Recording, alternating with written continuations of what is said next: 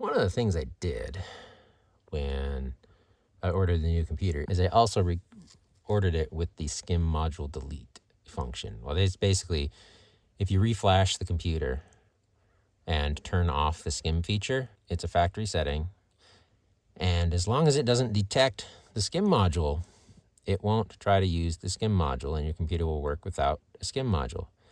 But if you install that new computer with the SKIM module feature turned off, when there's a SKIM module connected to it and it sees it, it enables the SKIM feature, and you're SOL if you got a bad SKIM module. So I won't end up stranded at some point in the future when that thing malfunctions. Anyway, some of the forums online talk about how, oh, why can't I get that screwdriver? I've taken this out before, I know. One of these is the right screwdriver. I just have trouble doing it one-handed. All right, there we go.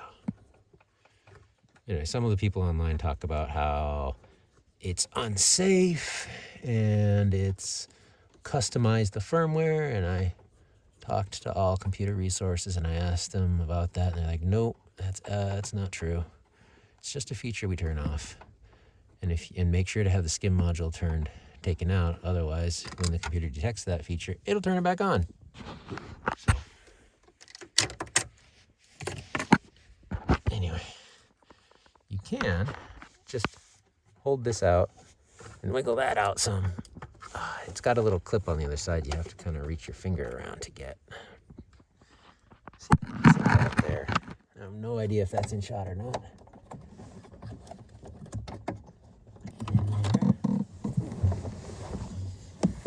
All right.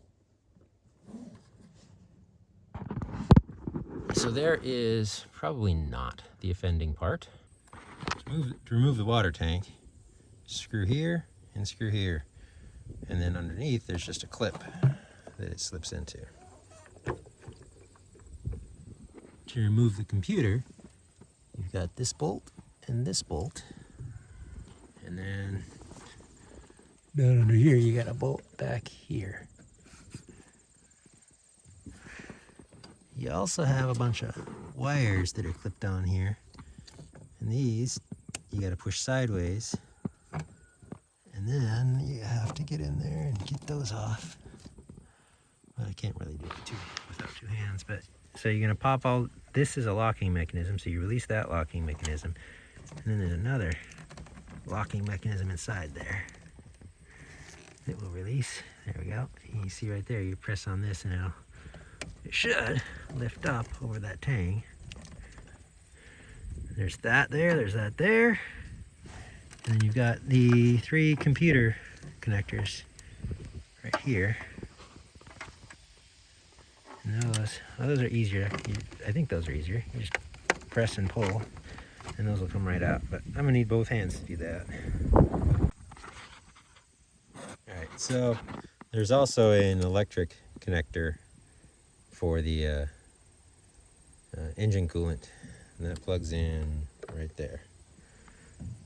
I disconnected this top connector, and then I unplugged these 3, and these cables had some attachments to get them onto that plate, which I popped those off, and now the computer just lifts out.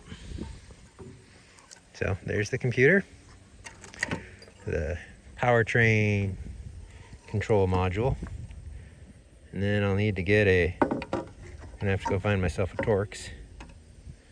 Take those off, so that's the next thing. All right, moment of truth. New computer installed, SKIM module removed.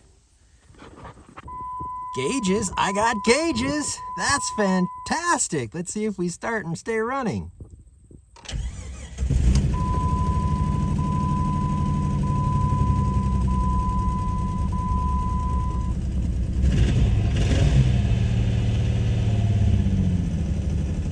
Now, the key light's normal because the SKIM module's not there, so it's saying that there's just not a SKIM module.